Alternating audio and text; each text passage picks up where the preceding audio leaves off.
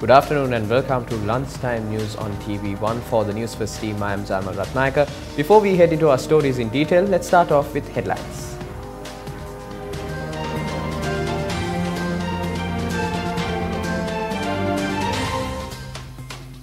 Petitions filed against the dissolution of Parliament taken up for the third day today.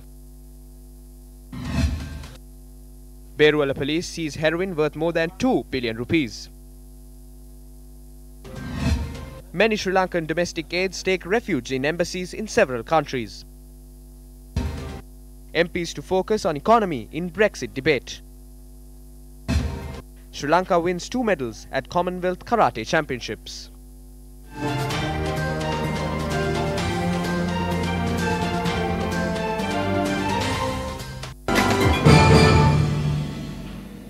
In your lead story for this afternoon, now the fundamental rights petitions filed challenging the Gazette notification issued by the President dissolving Parliament commenced this morning for a third day today. The petition was taken up before a 7-member bench headed by the Chief Justice.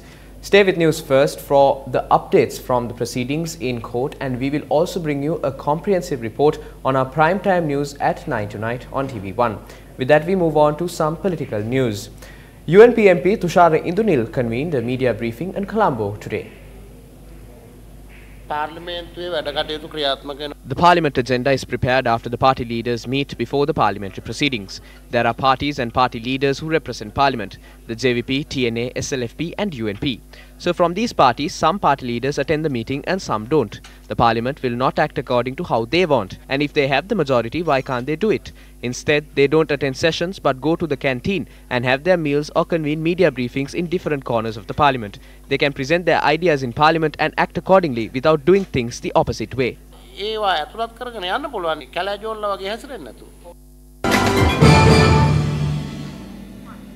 More than 350 Sri Lankan women who had travelled overseas for employment as domestic aides have taken refuge at Sri Lankan missions in respective countries.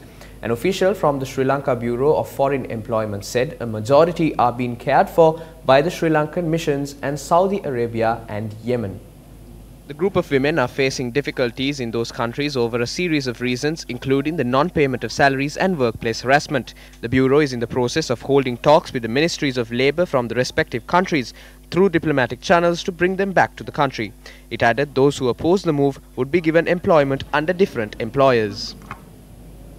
Area residents and students who travel along the Galen Bindunuava Yakkala Ulpatpara Mahasenpura road are facing difficulties due to the road being in a dilapidated state. The Galen Bindunuava Yakkala Ulpatpara Mahasenpura road spans for around 3.5 kilometers.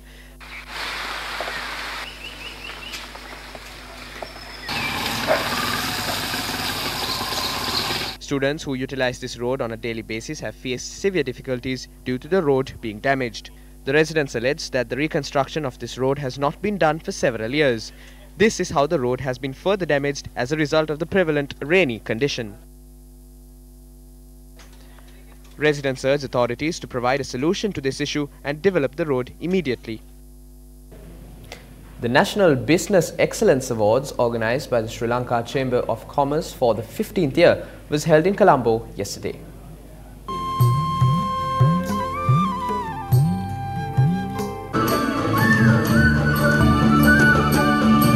The event was graced by the Deputy Ambassador of the European Union and several business personalities. Awards were presented to businesses of several categories such as large-scale, medium and small-scale businesses. The National Business Excellence Awards was organised first in the year 2004 and has evolved over the years as an award ceremony celebrating business excellence in Sri Lanka. A group of students of the Rajarata University staged a protest last night. The protest was organised against the use of tear gas and water cannons for the students who protested in Colombo on the 4th of December. The students protested against the suspension of classes of the University of Rajarata and the Southeastern University. They commenced a protest march bearing candles from the University of Rajarata to the Mihintale Lion Post yesterday. Our correspondent said the protesters dispersed after staging the protest for about 1.5 hours. The Satyagraha in Hambantota is being staged for the 5th day today. The councillors of the Hambantota Municipal Council together with the local staged the protest in the area. The Satyagraha was staged to demand for a general election. Our correspondent said a petition with 1 million signatures was also prepared during the Satyagraha. 2 councillors of the Southern Provincial Council also joined yesterday to pledge support to the Satyagraha. A bus plying along the Gaul-Mathura main road has collided with a utility pole head-on. The accident occurred opposite the Gaul South Harbour headquarters. According to our correspondent, the accident occurred while 5 prison inmates were being transferred to the Valikata prison. No casualties were reported due to the accident. Meanwhile, a bus has fallen into a canal on the Alauwa-Giriulla main road last evening. The accident took place when an SLTB bus was exiting the Alauwa depot. No casualties have been reported from the incident. 13 kilograms of cannabis that was being transported from Vallavaya to Kandy was taken into police custody this morning in Gampola. The raid has been carried out based on a tip-off received by the Udunura Vallambada police. The cannabis was being transported under the guise of transporting sweets. The police stated that the suspects had transported 13 kilograms of cannabis worth over 3 million in 3 packets. 2 suspects were arrested along with the cannabis and they were residents of Vallavaya aged 27 and 39 years. Now, police arrested 2 suspects in the coast of Beruwala and Balapitiya for the possession of 231 kilograms of heroin. Police media spokesperson SP Ruwan Gunasekara said the value of the heroin is 2.778 billion rupees.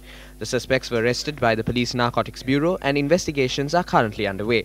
The suspects were arrested when they were transporting the narcotics by a boat in the seas between Beruwala and Balapitiya. The Police Narcotics Bureau carried out a special operation to seize the suspects and the narcotics with the assistance of the Police Special Task Force and the Sri Lanka Navy. The 2 suspects are residents of Beruwala, and it must be stressed that investigations must also be conducted on those who are behind such massive consignments of heroin.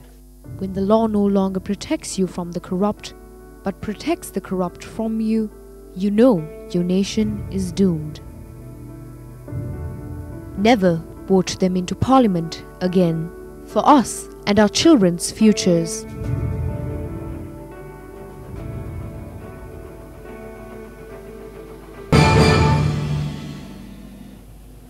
The team which participated in the 9th Commonwealth Karate Championship returned to the country. The Sri Lankan team won 2 bronze medals at this championship. The 9th Commonwealth Karate Championships were held in Durban, South Africa. Team Sri Lanka comprised of 18 male participants and 3 female participants. Over 1,000 participants had attended the championship from 20 countries including Canada, South Africa, New Zealand, India and England. Arosh Samaravikrama and Ramita Veerasinghe won bronze medals in their respective events for Sri Lanka. With that, we bring to a close this edition of Lunchtime News on TV1. Thank you very much for stopping by. For the Newsfirst team, I'm Jamal Ratnayaka. Good afternoon.